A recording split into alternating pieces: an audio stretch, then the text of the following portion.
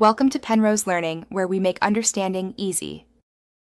In this video, I will show you how to make a Candy Crush style game. First, let's create a new Unity project, setting up the foundation for our grid-based board. We will then design a simple script to generate various candy types, perhaps 5 or 6 distinct colors or shapes, at random positions across the game board. This initial setup ensures our game has the necessary visual elements and a functional starting layout, ready for player interaction.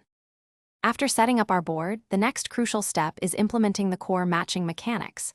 Players need to intuitively swap candies, so we will script smooth transitions for those movements. Crucially, our game must then automatically detect groups of 3 or more matching candies. Once detected, those candies will be removed, paving the way for the next phase of gameplay. This forms the primary loop of the game, keeping players engaged.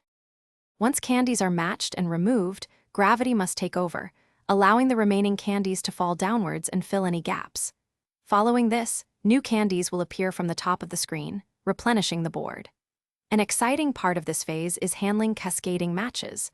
Sometimes, new candies falling into place will instantly create another match, adding a dynamic and rewarding element to the gameplay. This ensures a continuous and evolving game state. To add depth, we will introduce special candies, created when players match more than 3 candies at once. Matching 4 might create a striped candy, while 5 could yield a color bomb, each with unique, powerful effects. Implementing these special abilities will add strategic layers to the game. Concurrently, we will build a robust scoring system, rewarding players with points for every candy cleared and bonus points for triggering those powerful special candy effects.